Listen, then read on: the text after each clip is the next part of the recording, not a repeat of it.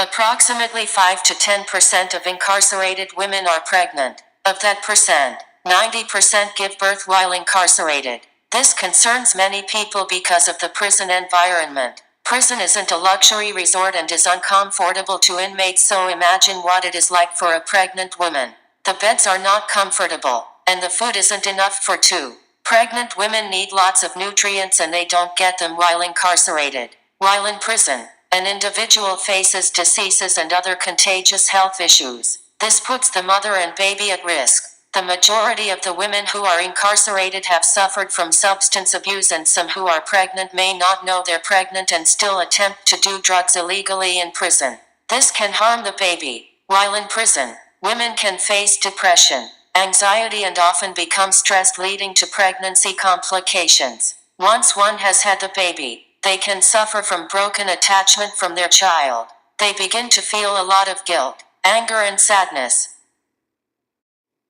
About 80% of the women in prison are already mothers. The majority are the lead caretakers in their child's life. Most parents care about their kids and worry about what type of life they're living. Children of incarcerated mothers often follow the footsteps of their parents. Depending on age, kids often feel alone when their mothers are arrested. With their mother absent from their life, many problems evolve, included but not limited to behavioral issues, teen pregnancy, and more. Women in prison are more likely to have limited education and work experience, and are also more likely to have ongoing or chronic health problems, suffer from addiction, or suffer from sexual or another kind of physical abuse. Women who face all of these circumstances not only face them outside of prison, but also carry them into prison. The health care within the prison system is minimal. If a woman comes into prison pregnant, her health and support resources are probably even less than what little she could have had before entering prison. If a woman enters prison and wishes to have her pregnancy terminated, she is almost always denied that medical request. An abortion is not seen as medically necessary or medically serious unless the pregnancy is jeopardizing the inmate's own life. While many states have fought to give incarcerated women the right to abortion, the Department of Corrections has continually ignored women and medical authorities' arguments for allowing abortions in prison. In addition to not being able to get an abortion, several pregnant inmates do not receive appropriate The incarceration of pregnant women and mothers also affects the foster care system. When a single mother becomes incarcerated, her children wind up in the foster care system if no one else can take them. The same goes for an incarcerated woman who gives birth in prison. If there isn't a family member or legal guardian willing and able to take responsibility for the newborn, that child will also go into the foster care system. Children that wind up in foster care often wind up bouncing from place to place without a stable home life, structured guidance, or substantial education. Just like their incarcerated mothers, these children are more likely to not get the medical attention they need while they are developing, whether it be vaccinations, vitamins, yearly physicals, dental care, or even psychological treatment, because they're often lacking a stable home life. The children of incarcerated mothers are also more likely to be convicted of crimes as adults, because of the lack of guidance and emotional support in their lives. While some programs have been created to help bridge this gap, many children still suffer from the psychological aspects of having an incarcerated parent.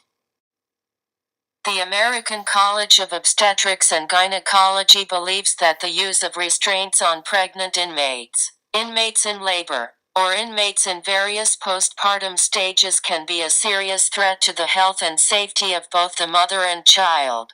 When this study was conducted and published in 2015, 21 states had put forth laws to limit or completely ban the use of restraints on pregnant or laboring inmates. According to the National Women's Law Center, there are certain requirements for medical attention and treatment needed to ensure the health of the mother and fetus. The inmates should still receive prenatal medical exams, HIV screening, basic education on nutritional and exercise needs, Special treatment for women who have a high-risk pregnancy, and planning for delivery. Philadelphia's Riverside Correctional Facility offers the MO Mobile program through the Maternity Care Coalition. This program provides all of the basic requirements to help an inmate get through her pregnancy through prison, and for new mothers after they have given birth. The program teaches parenting skills, proves a support system for labor and delivery,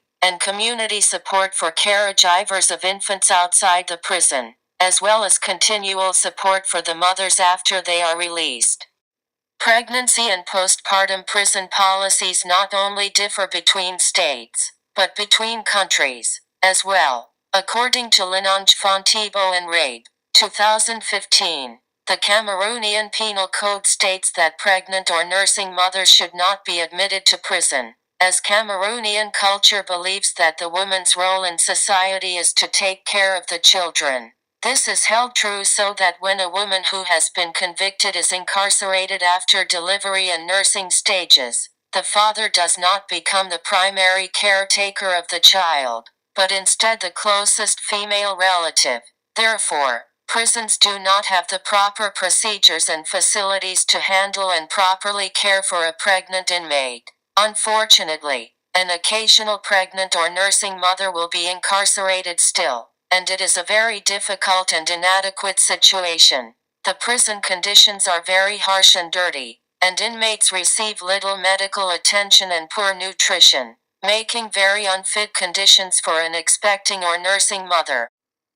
The Federal Bureau of Prison has developed ways to help women who are pregnant or who have a newborn. Programs are designed to fit a female offender's psychological, social, and physical needs. Women are provided with medical and social services related to pregnancy, birth control, child placement, and abortion. Abortions are rarely available to women who are victims of rape, and sometimes available to women whose health might be in jeopardy from the pregnancy. Inmates are screened for pregnancy before entering the prison or must tell the medical staff if they are pregnant.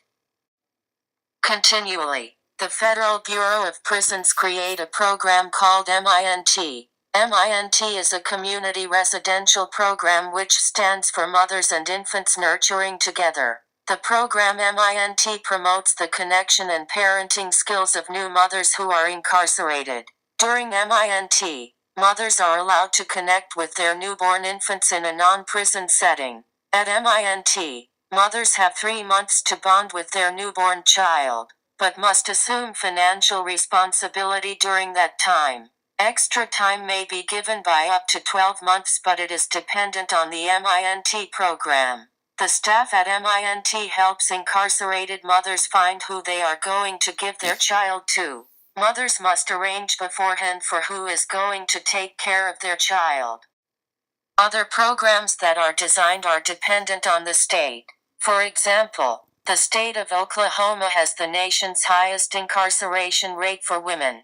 The Family and Children's Services Women in Recovery, WIR, program in Oklahoma prevents to lower the incarceration rate of children born in prison.